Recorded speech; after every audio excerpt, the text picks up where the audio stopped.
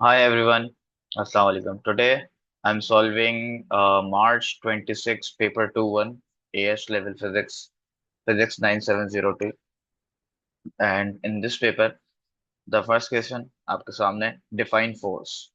अच्छा, फोर्स के बारे में जब भी पूछते हैं तो भाई न्यूटन का सेकंड लॉ एएस के अंदर जब बताया जाता है कि फोर्स जो है it is change in momentum per unit time. So it will B, you can write rate of change of momentum, या आप लिख सकते हो change in momentum per unit time. तो दोनों ही आंसर जो है वो सही है, बिकॉज ये डेफिनेशन जो है वो एएस के अंदर बताई गई है। Use the definition in 1A to show that SI base units of force are kilogram metre per second square. तो अब आपको ये डेफिनेशन यूज करनी है और करके आपको बताना है कि भाई फोर्स का यूनिट क्या है। तो हमें पता है कि भाई F is equals to change in momentum per unit time. तो मोमेंटम का फॉर्मूला होता है mass into velocity, so it will be kilogram metre per second and then divided by second, time का unit is second, so it will be kilogram metre second inverse to root.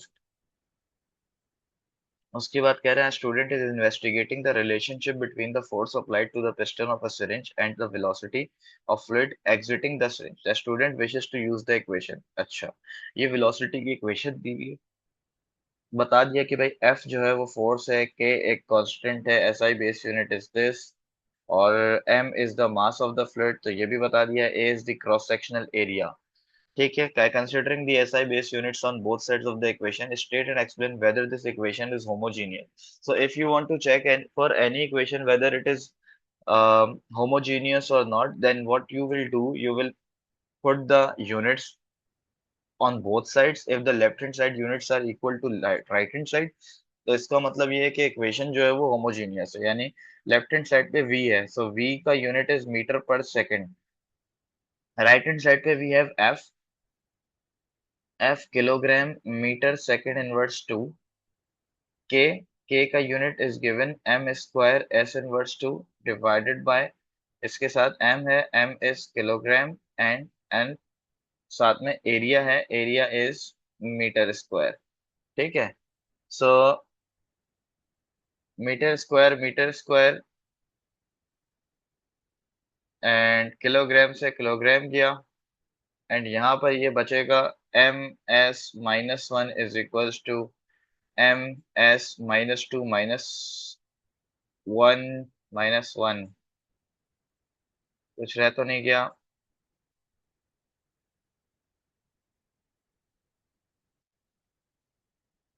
नहीं रह गया। अब आप देख सकते हैं कि ये बन जाएगा M S minus one is equals to M S minus three. अब left hand side is not equal to right hand side, तो हम बोलेंगे कि भाई इक्वेशन इज नॉट होमोजेनियस।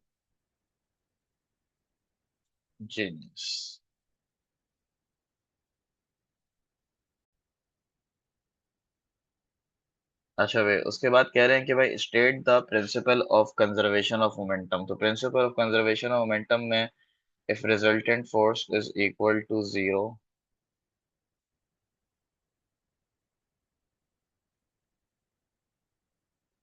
अब यहाँ पे ये भी कह सकते हैं कि भाई मोमेंटम जो है वो कांस्टेंट रहेगी, और ये भी कह सकते हैं कि भाई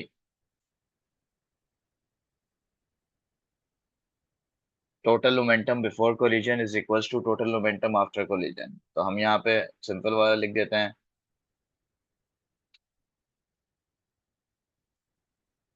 the total momentum of the system remains constant. ये कंजर्वेशन मोमेंटम है, कोलिजन्स के ऊपर अप्लाई करेंगे तो total momentum before collision is equals to total momentum after collision. अच्छा, कह रहा है stationary boat of mass 160 kilogram floats on water. ठीक है, The mast of the boat is vertical. A sack of mass 23 kilogram is thrown at the boat as shown in figure 2.1. ठीक है, ये हमें नजर आ रहा है यहाँ पर कि भाई ये बोट है और ये इसका मस्त आ गया। यहाँ पे ये जो है वो 3.4 मीटर पर सेकंड से आगे बताया हुआ होगा। ये सैक है जो कि जो है वो 23 किलोग्राम का है, जो कि इस तरफ फेंका गया है। ठीक है। Immediately before colliding the with the mast, the sack is traveling horizontally with a speed. अच्छा, 3.4 is the speed of this sack. The sack collides with the mast and remains in contact with it without rebounding. ठीक है, जब वो टकराया तो contact में रहा, rebound नहीं किया। Assume that resistive forces acting on the boat during the collision are negligible. Calculate the horizontal speed of the sack and boat immediately after the collision. अच्छा, अब यहाँ पर जाहिर है कि immediately after the collision पूछ रहे हैं, तो हम ऊपर पूछा भी है कंजर्वेशन ऑफ मोमेंटम, तो इट इज द हिंट कि हमने यहाँ पे बताया कि भाई according to conservation of momentum m1 u1 plus m2 u2 is equals to m1 v1 plus m2 v2। ठीक है, अब इनिशियली जो मस्ट है, मस्ट का मास कितना दिया हुआ है भाई, 160। ठीक है, ये जो सैक फेंका गया है इसका मास 23 किलोग्राम है और बोट का मास 160 किलोग्राम दिया गया है, बस उसी के साथ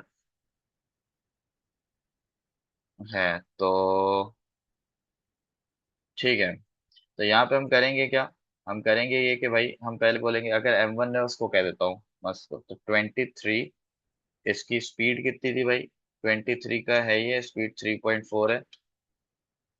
इनिशियली जो बोट है वो क्या है भाई, वो रेस्ट के अंदर है।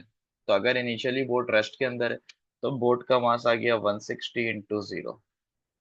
After collision they both are moving attached, ना लिखा हुआ है कि भाई collide and remains in contact, तो दे आर इन कांटेक्ट। तो अगर ये कांटेक्ट में है तो इन दोनों का मास क्या हो जाएगा, ऐड हो जाएगा। 23 प्लस 160, ये दोनों कंबाइन जा रहे हैं क्योंकि, और इनकी कंबाइंड वेलोसिटी हमसे पूछी गई है v। अब ये चीज आ गई। अब 23 को अगर हम मल्टीप्लाई करें 3.4 से, तो 23 इंटू 3.4, ये आ गया 78.2 plus 0, 23 plus 160, 183v। So by this we will get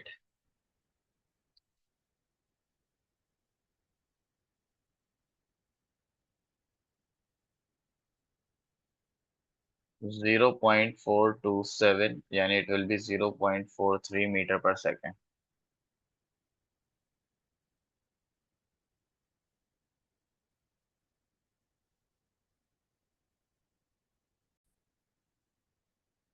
अच्छा, उसके बाद क्या कहें, the total kinetic energy of the sack and the boat immediately before collision is E1। The total kinetic energy of the sack and boat immediately after the collision is E2। यानी total kinetic energy of sack and boat immediately before the collision. अच्छा, kinetic energy है तो determine the ratio of E2 and E1। अब अगर E2 चाहिए तो E2 is half. अब kinetic energy का जो फॉर्मूला है इट्स हाफ mv²। ठीक है। अब अगर E2 की बात करें तो after the collision they are both moving simultaneously, attached है, तो 23 प्लस 160 इनका कंबाइंड मास आ गया। और इनकी जो स्पीड है वो हमने कैलकुलेट कर लिया 0.427। तो 0.427 square divided by E2, E2 half, sorry E1 half. अब E1 इंडिविजुअल है ना, तो इंडिविजुअल 23 और उसकी स्पीड कितनी दी हुई थी, 3.4। सो 3.4 स्क्वायर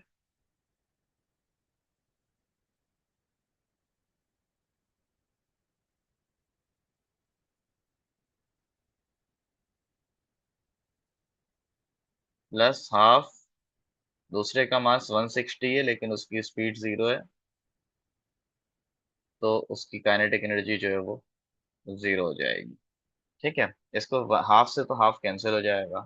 अब ये हो जाएगा 23 plus 60 into 0.427 square divided by 23 into 3.4 square.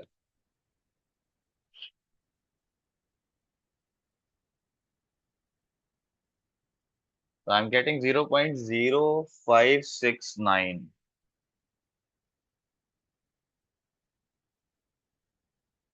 Let me recheck it.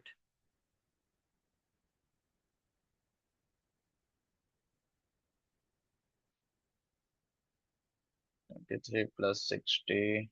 Oh, 60 लग गया था 160 into 0.427 square. For this 33.367 divided by 23 into 3.4 square, 265.88, 265.88. So when you divide 367 divided by, okay, now I'm getting 0.125. 0.125. So it will be 0.13. This is ठीक है. उसके बाद कह रहे हैं state and explain whether the collision between the sac and boat is elastic or inelastic. State and explain. देखो एक बात याद रखना. For elastic collision, elastic collision के लिए थ्योरी के हिसाब से क्या कहते हैं कि इलास्टिक कोलिजन के लिए kinetic energy before collision should be equal to kinetic energy after collision. अब यहाँ पे काइनेटिक एनर्जी के लिए the symbol they have used is E1 should be equal to E2 क्योंकि before collision it's E1 and after collision the total kinetic energy is E2 as per the question. अब ये बराबर होने चाहिए. अब हम ये देख चुके हैं कि भाई E2 over E1 is equals to 0.13, so E2 is 0.13 times E1. इसका मतलब they are not equal. So if they are not equal, then collision cannot be elastic. So it will be inelastic. तो मैं यहाँ पे कहूँगा कि भाई E2 is 0.13 times E1 for elastic collision. या डायरेक्ट लिख देते हैं collision is inelastic as kinetic energy before collision is not equal to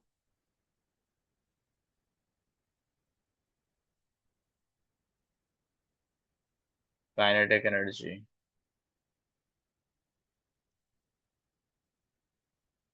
after collision. After a short time, the boat in 2B is at rest again. कुछ देर बाद boat comes to rest. Show that the upthrust acting on the boat with the sack is 1800 Newton. अच्छा, अब अगर बस rest में मौजूद है तो रेस्ट कंडीशन में जितना डाउनवर्ड वेट होता है अपथ्रस्ट उतना ही अपवर्ड होता है. तो इसका मतलब ये है कि अगर मस्त और बोट कंबाइन है तो कंबाइंड वेट आ जाएगा 23 plus 160 into 9.81. 23 plus 160 into 9.81. It is giving me 1795.27, which is equal to, since upthrust is equals to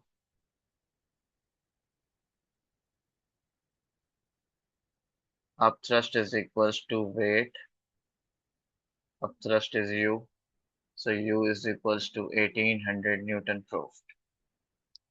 वे कह रहे हैं the boat displaces water with a volume of this Calculate the density of water. Give your answer to three significant figures. Okay, upthrust का basic formula is density of fluid and volume of object आ गया यहाँ पे. So upthrust is 1795.27. Density of the fluid is required. G is 9.81 into volume is given, but it is in centimeter cube. Here we can see it's kilogram per meter cube. So we have to convert it 1.80 into 10 power minus centimeter to meter is 10 power minus 2 meter. So centimeter cube will be equal to 10 power minus 6 meter cube. So it will be 1.80 into 10 power 5 and then into 10 power minus 6 to convert it into meters. So by here, if we calculate density of the fluid, we will get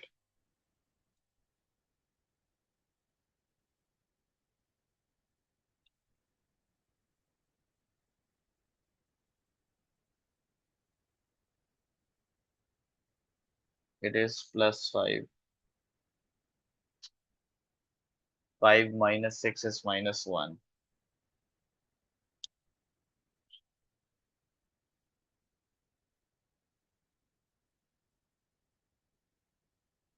So I'm getting 1016. Basically, if we have proved it 1800 here, so I'm using the exact value 1800. Whenever जब भी आपको ना question दिया हुआ है कि पीछे कोई चीज प्रूव करवाई हुई है, जब कोई चीज प्रूव करवा देना तो आप आगे वही वैल्यू यूज करें. 1800 ये मैंने मिस्टेक कर दी थी, इसको सही कर दो.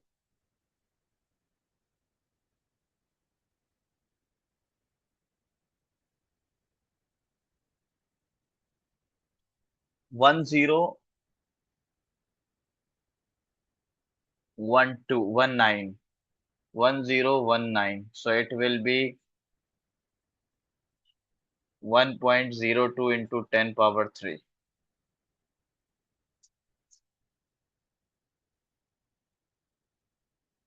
अच्छा बेस क्वेश्चन में क्या कह रहे हैं? A roller coaster carriage of mass 280 kilogram travels over a raised section of track as illustrated in figure 3.1. ठीक है. At position X, the carriage has kinetic energy 16.1 kilojoule. At position Y, the carriage has kinetic energy 1.3 kilojoule. The length of track between X and Y is 23 metre. अच्छा X और Y की जो track की length है, this length this length is given 23 metre. ठीक है. In moving from X to Y, the carriage does 5.1 kilojoule of work against the resistive forces. यानी work done against friction जो हुआ है वो 5.1 इंटू 10 पावर 3 जूल हुआ है. Calculate the average resistive force between. ठीक है. वर्क डन का फॉर्मूला होता है work done is equals to force into distance. अगर वर्क डन पुट कर दिया जाए 5.1 into 3 is equals to resistive force means frictional force is required and the distance from X to Y is given 23. तो यहाँ से I am getting frictional force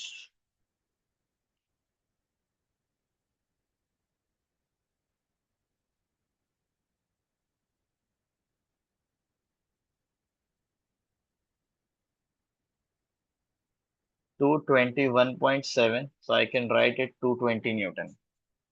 Calculate the change in height between X and Y. अच्छा, X and Y के दरमियान जो height का change आया हुआ है आपसे वो पूछा जा रहा है. This is change in height. ठीक है. How much marks is this? It's a 3 mark question.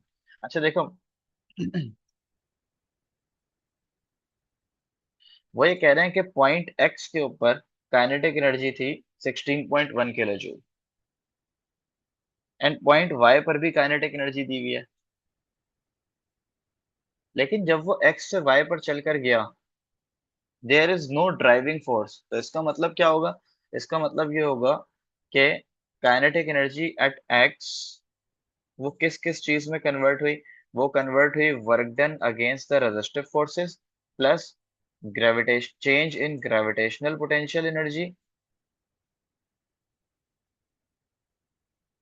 From X to Y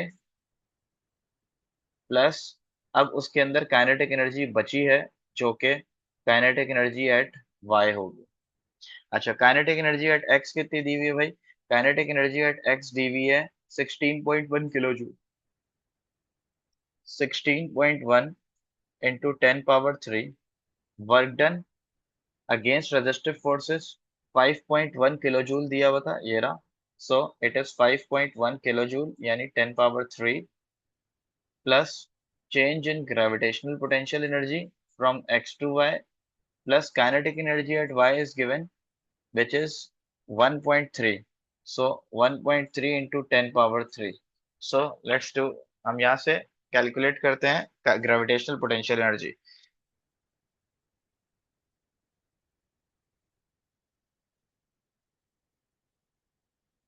9.7. So the change in gravitational potential energy from x to y is 9.7 into 10 power 3. So this will be m g into change in height is equals to 9.7 into 10 power 3।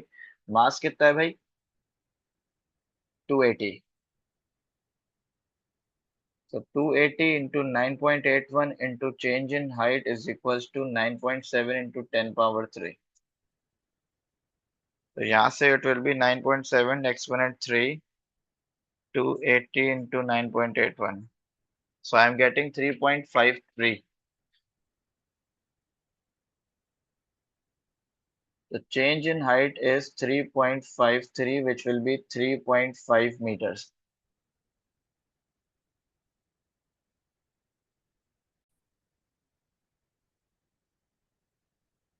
Carriage travels further along to the track to point Z। ठीक है, where is point Z? अच्छा ठीक है, इसको देख लेते हैं। So at this point the kinetic energy is how much? 1.3 kilojoule, and the potential energy at this point, we don't know, but we know the change in gravitational potential energy, it will be, यहाँ पे we got it 9.7 10 power 3, तो 9.7 kilojoule। And now they are asking, state and explain whether the speed of the carriage at Z is greater than, less than, or the same as the speed of the carriage at Y at X। अच्छा, कह रहे हैं कि ये बता दें कि भाई स्पीड जो है वो Z पे जो है वो उतनी ही होगी, कम होगी, ज्यादा होगी as compare to the speed at X, यानी एक्स पर काइनेटिक एनर्जी कितनी थी? एक्स पर काइनेटिक एनर्जी थी 16.1 किलो जूल।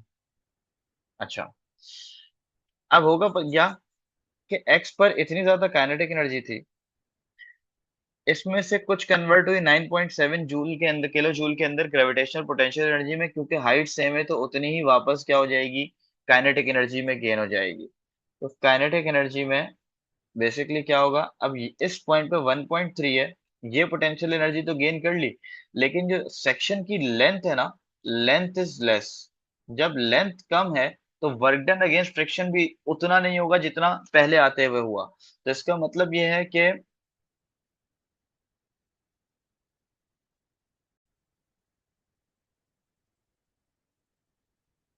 इसका मतलब ये हुआ कि जब ये यहाँ से नीचे जाएगा तो दोबारा वर्क डन अगेंस्ट फ्रिक्शन होगा, तो फिर वो थोड़ी सी और एनर्जी लूज करेगा। तो इसका मतलब एट द एंड जो इतनी ज्यादा एनर्जी मौजूद थी पॉइंट एक्स पर, पॉइंट जेड पे वो नहीं आ सकती, बिकॉज जो work done against resistive force जाया हो गया वो हो गया। और फर्दर होगा तो काइनेटिक एनर्जी, अगर ये पोटेंशियल एनर्जी 1.3 प्लस 9.7 टोटल भी आ जाए तो इट विल बी 11। तो तब भी जो है वो अपना 16.1 तक तो वो पहुंच ही नहीं सकते। तो अगर काइनेटिक एनर्जी एट जेड कम है काइनेटिक एनर्जी एट एक्स से, तो इसका मतलब स्पीड जो है वो भी जो होगी वो क्या होगी? कम ही होगी। तो हम यहाँ पे लिख देंगे कि भाई kinetic energy at Z is less than that at X, hence speed at Z is also less. ठीक है. A uniform square picture is attached to a wire and hangs in equilibrium from a pin at point P, as shown in figure 4.1. ठीक है, ये pin है, यहां से जो है वो इसको हैंग कर दिया है. Centre of gravity of the picture is shown here 19. ये एंगल थीटा दिए हुए हैं और ये भी बता दिया है कि ये बिल्कुल बिलो पी है. अगर आप देखें यहाँ पर तो ये बिल्कुल इसके नीचे है. ठीक है. अच्छा. The top side of the picture is horizontal. The wire forms an angle theta with the horizontal. The tension T in the wire is 13 Newton. तो आपको टेंशन की वैल्यू दे दी है. Define moment of force about point P. तो simple है, moment का formula जो है वही उसका जो है वो डेफिनेशन में लिखा जाता है. तो product of force and perpendicular distance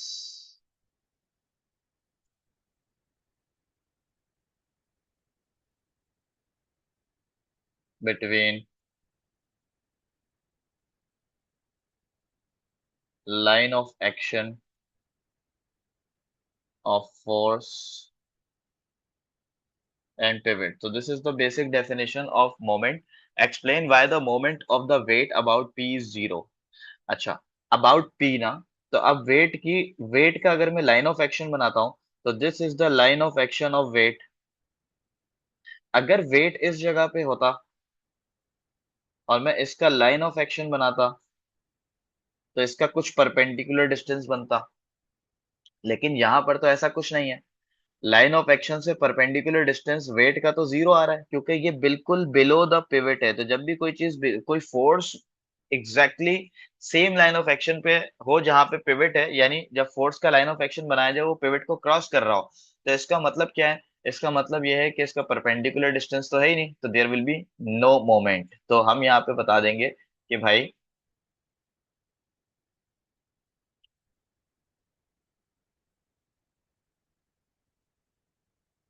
perpendicular distance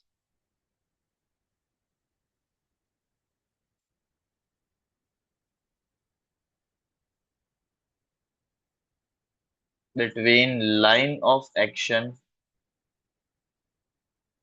of weight and point P is zero. अब कह रहे हैं कैलकुलेट थीटा. देखो यहाँ पर थीटा कैलकुलेट करना, अगर मैं वेक्टर्स को करूं तो this is T. If we resolve these vectors, यहाँ पे एंगल थीटा है तो this will be T sine theta. Similarly for this, so there are these are two T sine thetas. यहाँ पर दो टी साइन थीटा है, दोनों upward होंगे और डाउनवर्ड हमारे पास वेट है और इक्विलिब्रियम है, तो इसका मतलब upward force should be equal to downward force. That will be T sine theta plus T sine theta which is equal to the weight. Tension is given in the question, 13 Newton. So 2 into 13 into sine theta should be equal to how much is the weight? Weight is 19 Newton. So sine theta is equals to 19 over 2 into 13.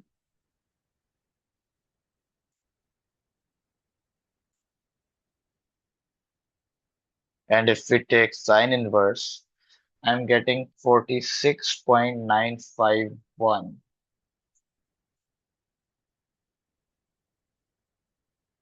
So it will be 47 degree. Okay. The wire has diameter 0.80 millimeter and is made of a metal with Young modulus 9.3 into 10 power 10 pascals. The wire obeys Hooke's law. Calculate the strain E in the wire. अच्छा, wire का diameter दिया हुआ है, इसका मतलब आप area निकाल सकते हो। ठीक है, एरिया का formula pi D square over 4, because pi R square होता है radius is diameter divided by 2, then it will become pi d square over 4। ठीक है। अच्छा, यंग मॉडुलस दिया हुआ है, यानी ई दिया हुआ है, ई से हेल्प मिल सकती है। स्ट्रेन चाहिए। Young modulus is stress divided bye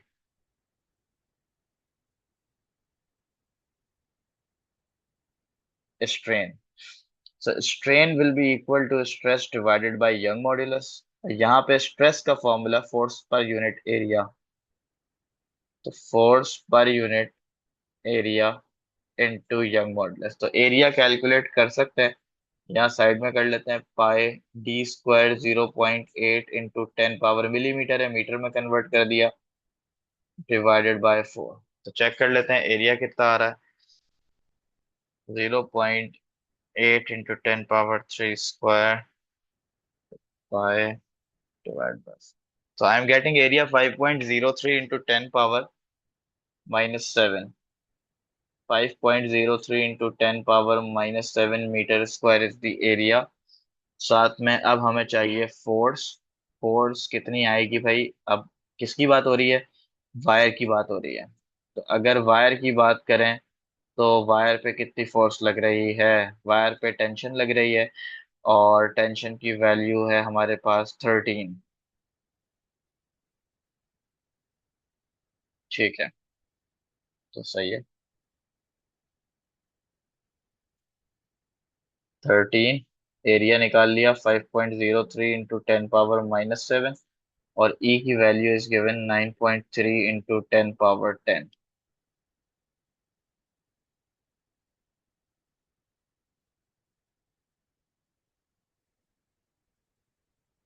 So 2.781 into 10 power -4. 2.781 into 10 power -4। तो यहाँ पर याद रखिएगा कि क्योंकि ये बन रहा है 2.8 इंटू 10 पावर -4। अच्छा, क्योंकि यहाँ पर वो कह रहे हैं कि भाई ten strain in the wire, तो हम ये देखेंगे कि वायर पे कितनी फोर्स लग रही है। अच्छा भाई, वायर पे कितनी फोर्स लग रही है वो पुट कर दी। The bottom side of the picture shown in 4.1 is 1.6 metre above the ground. अच्छा, bottom side of the picture, bottom side of the picture ये है, let suppose bottom side ground से, अगर ये ग्राउंड है, लेट सपोज अज्यूम कर लेते हैं, तो this is the height that they have given. और ये हाइट कितनी दी हुई है भाई? ये हाइट दी हुई है 1.6 मीटर। सो 1.6 मीटर अज्यूम कर लेते हैं इसको। The pin at P breaks and picture falls vertically downward. Resistive forces acting on the picture are negligible. Calculate the time taken for bottom of side of the picture to hit the ground. अच्छा, bottom side ground को hit कब करेगी? भाई bottom side initially, initial speed is 0, distance covered दिया हुआ है, resistive forces जब नहीं होती तो acceleration 9.81 metre per second square. तो आपसे ये बोलना है टाइम कितना लगेगा। तो हमें पता है भाई v is equal to u plus, नहीं v वाली नहीं आएगी, s is equal to u t plus half a t square. Distance 1.6 है, इनिशियल स्पीड 0 इंटू टाइम, ये 0 हो जाएगा, plus 1/2। 9.81 is the acceleration T square. इसको सॉल्व करते हैं।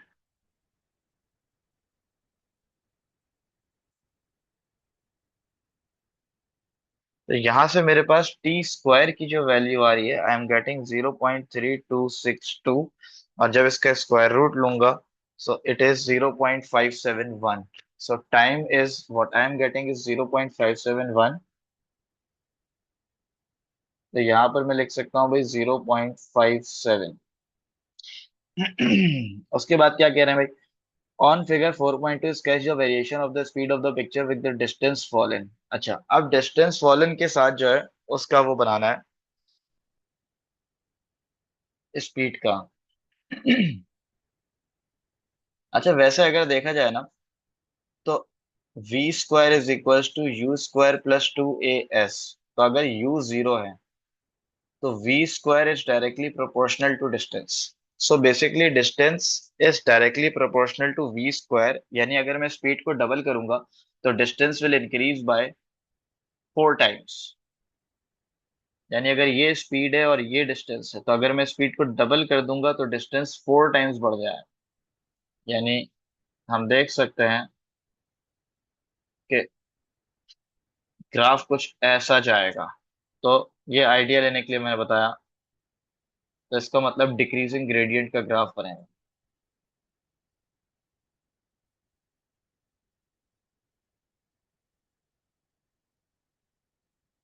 और कहाँ तक बनाना है भाई? 1.6 तक। 1.6 पे वो नीचे गिरेगा, तो स्पीड जो है उसके बाद जीरो हो जानी है, बट हम उसके आगे बता ही नहीं रहे बात।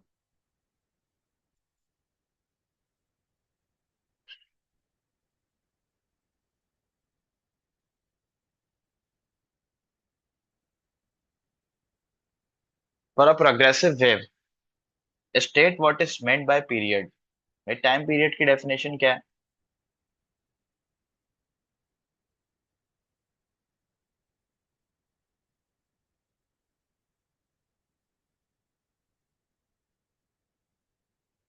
Time taken by a particle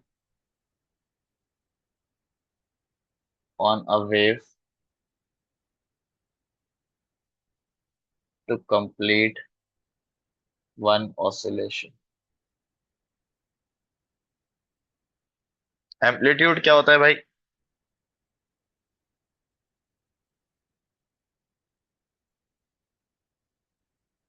maximum displacement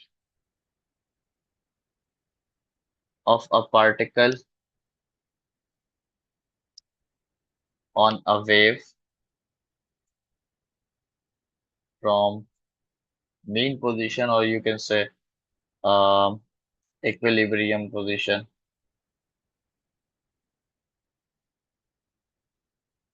Then if this is the wave, so the maximum displacement covered is its amplitude. A stretched string is fixed at both ends and made to vibrate with a frequency of 25 Hz. A stationary wave is formed on the string. The distance between the fixed ends of the string is 0.96 meters. ठीक है. On 5 point, draw a cross at the position of an antinode. Antinode is the position of the maximum displacement point. तो इसको यहाँ mark कर सकते हैं, cross mark करने का है। यहाँ भी कर सकते थे, यहाँ भी कर सकते थे। These are the anti nodes. आ क्रॉस बोला है तो I will draw one only. Show that the speed of the progressive wave is 16, so v is equals to f lambda, and from here we can see that if this is 1 lambda and this is 0.5 lambda, so 1.5 lambda is equals to 0.96. So 1.5 lambda is equals to 0.96. So lambda will be equal to 0.96 divided by 1.5, 0.64. Frequency is given in the question to 25.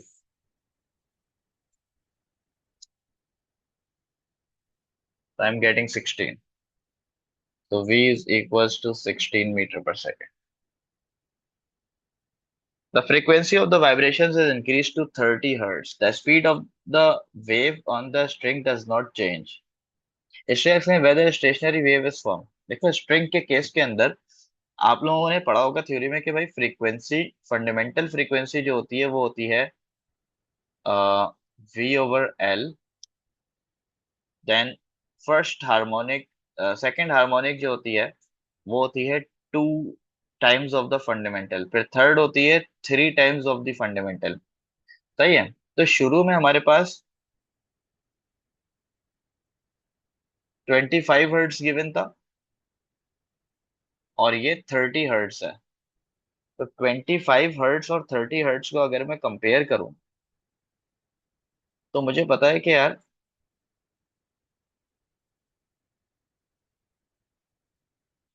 अब इसको कैसे लिखें।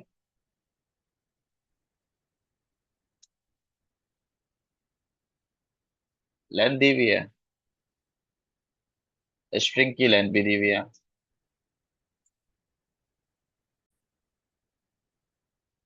अच्छा, एक और तरीके से भी देख सकते हैं, यानी अगर इसको देखें तो ये 2v/2l हो जाएगा, ये 3v/2l हो जाएगा। अच्छा, वेवलेंथ की टर्म्स में अगर देखें ना, तो वेवलेंथ हमारे पास फर्स्ट वाले केस की जो होती है वो होती है, अम, यानी फर्स्ट केस में हमारा जो लूप बनता था वो यूं बनता था।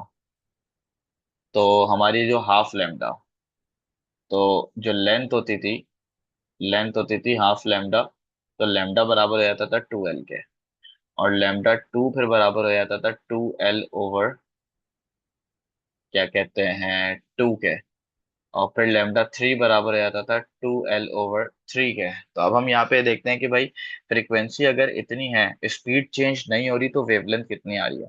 तो हमने क्या, लैम्डा जो है वो बराबर होता है v/f के।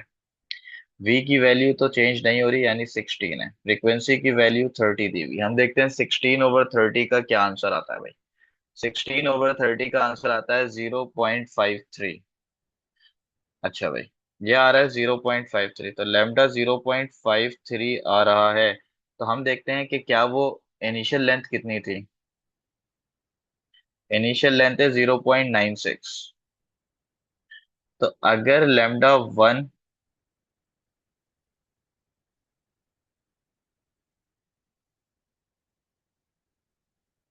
हमारे पास लेंथ 0.96 है,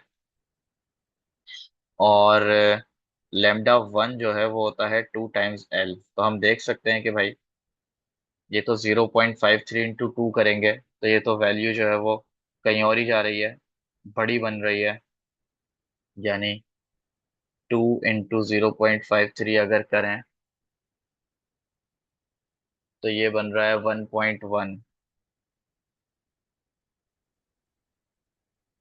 तो इसका मतलब क्या हुआ, इसका मतलब ये हुआ कि यहाँ पर ये स्टेशनरी वेव बन ही नहीं सकती। तो इसका मतलब हम कह देंगे कि भाई lambda is not equal to 2l, क्योंकि जब 2 टाइम्स ऑफ लेंथ कर रहे हैं तो ये 1.1 मीटर आ रहा है। तो 2l 1.1 मीटर हमारी वेवलेंथ है ही नहीं, ये तो 0.53 है। तो इसका मतलब ये प्रूफ नहीं हो रहा। So it is whether stationary wave is form, stationary wave will not form.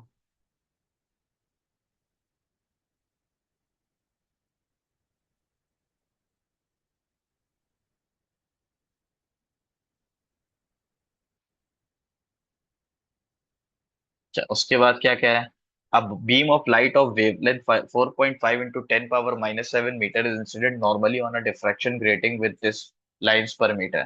तो ये वेवलेंथ दी हुई है, यहाँ मैं लिख देता हूँ 4.5 × 10⁻⁷ मीटर वेवलेंथ है, grating with this lines per metre. अच्छा, डी होता था इसके अंदर मीटर पर नंबर ऑफ लाइंस, यहाँ पर लाइंस पर मीटर दिया हुआ है। इसका मतलब 1/d is given, which is, इसको एन भी कहते हैं,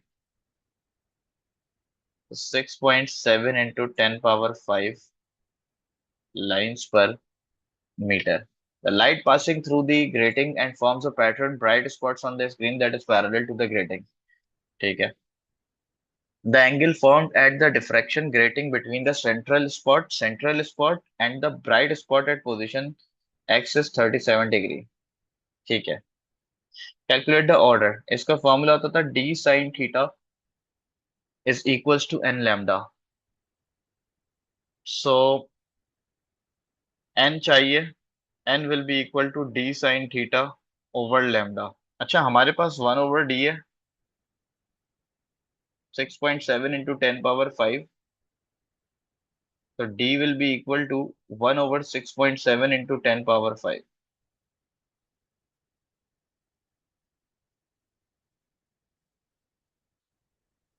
So it will be equal to 1.493 10⁻⁻⁶, 1.493 10⁻⁻⁶। ठीक है, बस अब कैलकुलेट कर सकते हैं। 1.493 10⁻⁻⁶ into sin theta sin 37 divided by lambda lambda कितना दिया हुआ है भाई? 4.5 10 पावर -7, 4.5 10 पावर -7।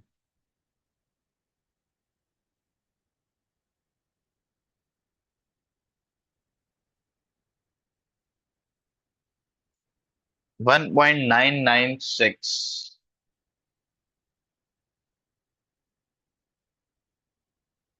यानी second order.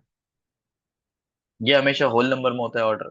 Diffraction grating is replaced by a grating with fewer lines per metre, यानी एक दूसरा ग्रेटिंग एलिमेंट यूज किया है lines per metre, fewer lines per metre, 1/d को कम किया गया है। इसका मतलब d हैज बीन इंक्रीज। देखो समझना, lines per metre is 1/d। सो अगर वो कह रहे हैं लाइंस पर मीटर को कम किया गया है, तो इसका मतलब इंडिविजुअली डी क्या हो गया, इसका इनवर्स रिलेशन हो गया। तो d has been increase. State whether the distance between the adjacent bright spots on the screen increases decreases. अच्छा, स्पॉट्स में डिस्टेंस बढ़ने का मतलब क्या है भाई? एंगल। एंगल बढ़ रहा है या कम हो रहा है भाई? D sine theta is equals to n lambda है। वो कह रहे हैं साइन थीटा का अगर आप फॉर्मूला देखो, it is an lambda over D. तो अगर आप कहो भाई डी को इंक्रीज कर रहे हैं, तो नजर तो यही आ रहा है कि भाई एंगल को क्या होना चाहिए? डिक्रीज होना चाहिए। तो सिंपल है, इनवर्स रिलेशन है। तो हमने यहाँ पर कह दिया कि भाई स्टेट करना है, हमने स्टेट कर दिया डिक्रीज। अच्छा भाई, state what is meant by electric current. Electric current क्या होता है भाई? Electric current is rate of flow of charges. A cell has electromotive force 1.5 volt and internal resistance 0.75 ohm. On 6.1, draw the variation of the terminal potential difference with current in the cell for current 0 to 0 1.6 ampere. अच्छा, एक बात बहुत simple है। अगर EMF का formula देखा जाए, E is equals to terminal voltage plus I R plus terminal voltage. यहाँ पर Y is equals to M X plus C से अगर कंपेयर किया जाए, तो यहाँ पर अभी नहीं कर सकते, सॉरी, क्योंकि हमारे पास y के ऊपर ये नहीं है, y पे टर्मिनल है। तो V T is equals to E minus I R, और if I rewrite, V T is equals to minus I minus R into I plus E. So it will be y is equals to M X plus C. अब मैं compare कर सकता हूँ, this is y, I can see here, this is x current है, I can see here, and the gradient here gives me negative gradient। इसका मतलब gradient negative होगा, the line will come from top to bottom। और यहाँ पर ये मेरे पास c, y intercept is electromotive force, and the electromotive force is it given, the electromotive force is given 1.5। तो इसका मतलब ये है कि भाई 1.5 से ग्राफ विल स्टार्ट, एंड हमें जीरो से चाहिए।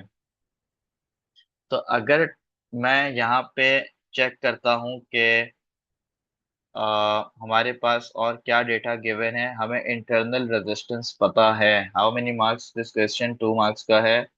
वर्किंग के लिए भी कर सकते हैं यहाँ पे काम। मतलब ये सारा काम मैंने यहाँ कर दिया है, यू कैन शिफ्ट इट।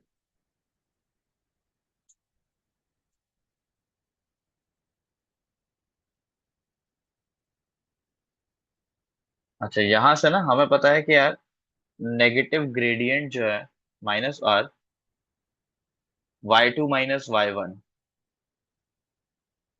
तो एक पॉइंट तो ये आ जाएगा, और 1.6 के ऊपर हमारे पास करंट -r है। हमें करंट नहीं पता कितना होगा ना, करंट 1.6 पता है। तो y2 minus y1, terminal potential difference कितना होगा?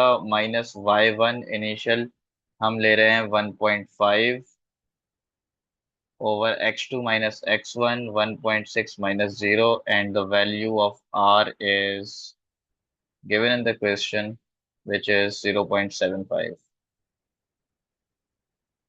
So 1.6 into 0.75, which is 1.2। तो ये उधर जाके प्लस हो जाएगा। 1.5 minus 1.2, which is 0.3. So the terminal potential difference will be 0.3 volt when the value of current is 1.6 ampere, what I'm getting from here। ठीक है, तो 0.3, 1, 2, 3। तो this is it at this point. बस हमें ग्राफ मिल गया, which will start from this point and at this point। So this is the graph।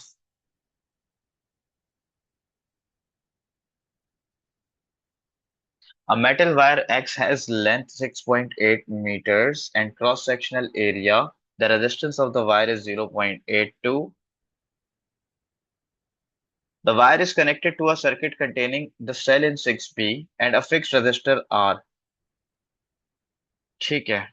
The current in the cell is 1.8 ampere. Calculate the resistivity of the metal of the wire, which from which wire, so resistance is rho L over A. So resistivity will be RA over L। Resistance 0.82, area is given 2.0 10 power minus 7, length of the wire is also given 6.8 meters। So when we calculate this,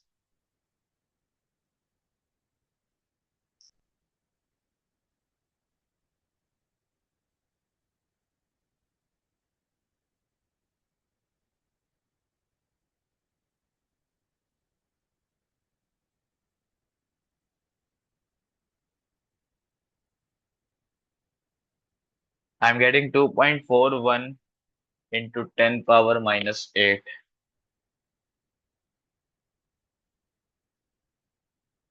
अच्छा, एक mistake मुझसे हुई है ऊपर, शायद इन्होंने एक question में बोला था कि थ्री सिग्निफिकेंट फिगर में आंसर देना है, मैंने तो गौर भी नहीं किया।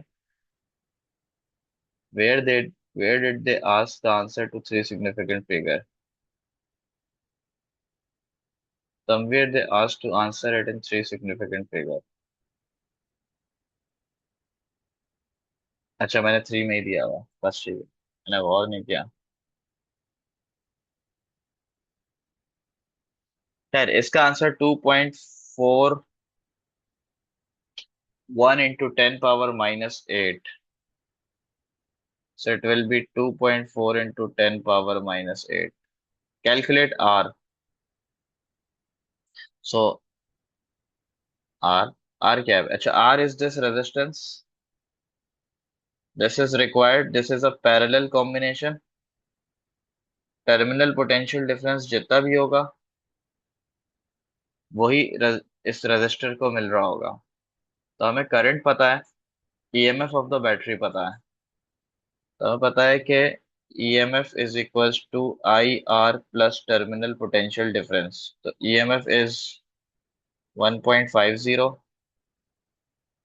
current is given which is 1.8, the internal resistance is also given है, okay, हाँ 0.75। This is the internal resistance of the battery, which is 0.75, 0.75 plus terminal का पोटेंशियल डिफरेंस हमें चाहिए।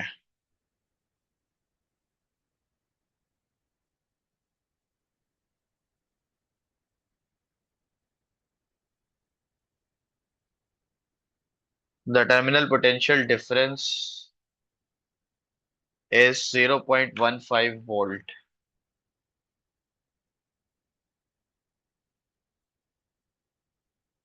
अच्छा, ये मैंने निकाल तो लिया है, पर आई डोंट नो कितने मार्क का क्वेश्चन है ये।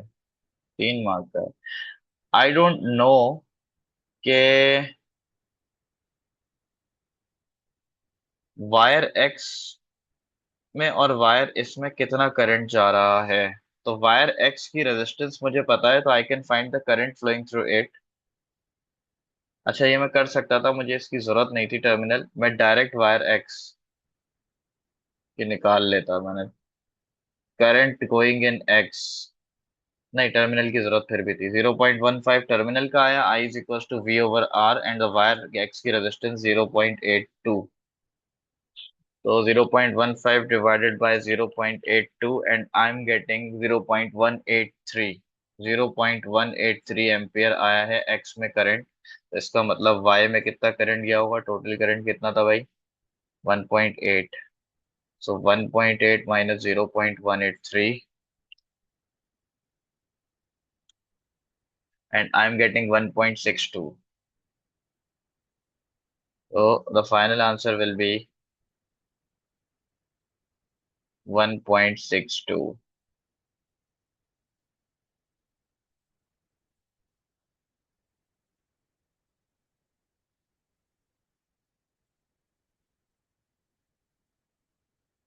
Calculate the power dissipated internal resistance of the cell.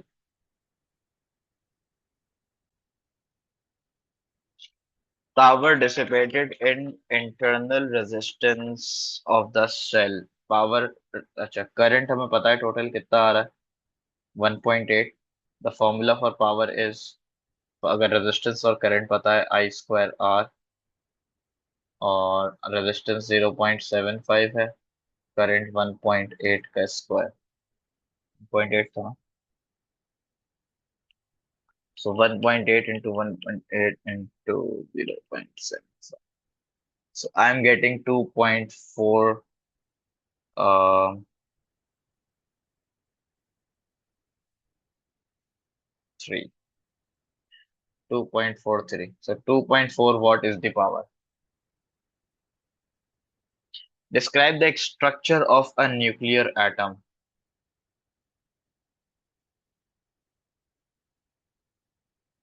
So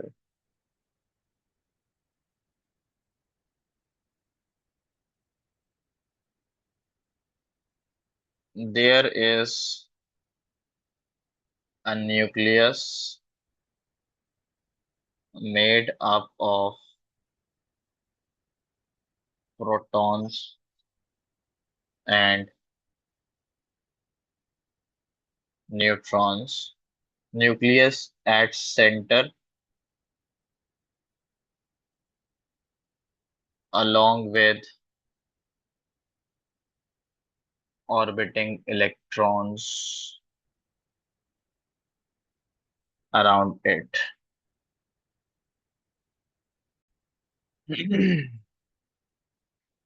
अच्छा, P and Q are radioactive nuclei. P has 94 protons, Q has 91 protons.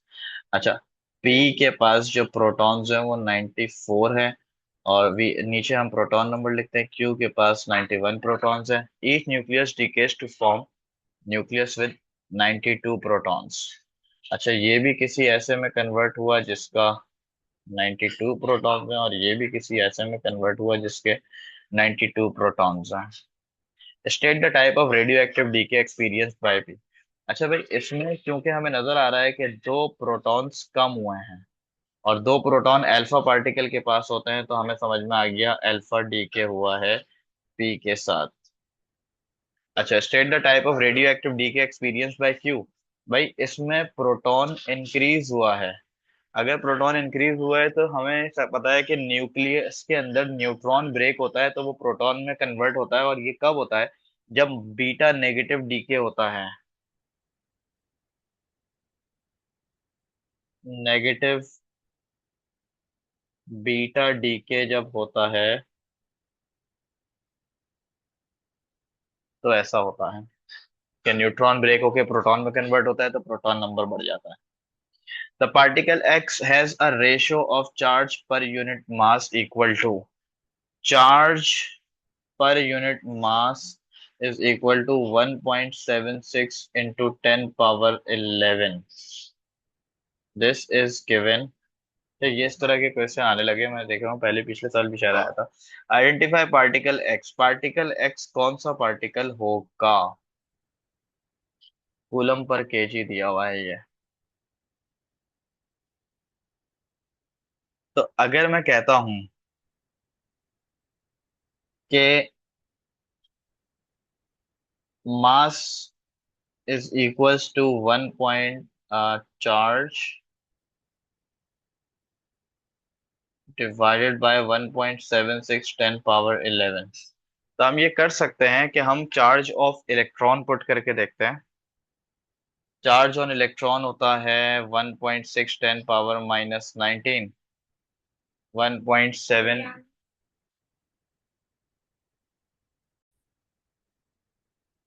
अच्छा, 1.7 इंटू 10 पावर 11। अच्छा, अगर मैं इसको डिवाइड करता हूँ तो ये आएगा कितना? 1.6 10 पावर माइनस 19 को अगर मैं डिवाइड करूँ 1.76। अच्छा, इससे मेरे पास आंसर है 9.09 10 पावर माइनस 31, यानी 9.1 10 पावर माइनस 31। अच्छा, मैं ऊपर आया, मैंने आके देखा कि यार अम, अगर हम इधर कॉन्स्टेंट्स जो दिए हुए हैं यहाँ पर आए, तो मैंने यहाँ पर देखा कि यार यहाँ पे रेस्ट मास ऑफ इलेक्ट्रॉन कितना है? 9.11 10 पावर माइनस 31। इसका मतलब इसका मास जो है ना, इलेक्ट्रॉन वाला है। अच्छा, इलेक्ट्रॉन वाला मास तो है, लेकिन एक और प्रॉब्लम है। प्रॉब्लम क्या है कि इट्स अ प्लस चार्ज। तो इलेक्ट्रॉन तो पॉजिटिव होता नहीं, नेगेटिव होता है। अब वो चीज जिसका मास इलेक्ट्रॉन के बराबर है, पॉजिटिव है, वो कौन है भाई? वो है पॉजिट्रॉन। तो यहां से हमें पता लगे कि भाई दिस पार्टिकल इज पॉजिट्रॉन। ठीक है, आई होप आप लोगों को ये समझ आ गया होगा। कोई चीज नहीं समझ में आए वो कमेंट करें, इंशाल्लाह कमेंट के अंदर मैं आपको जवाब दूंगा। और कोई पास्ट पेपर अगर आप चाहते हैं कि मैं वो सॉल्व करके डालूं, तो वो भी कमेंट में जरूर बताएं।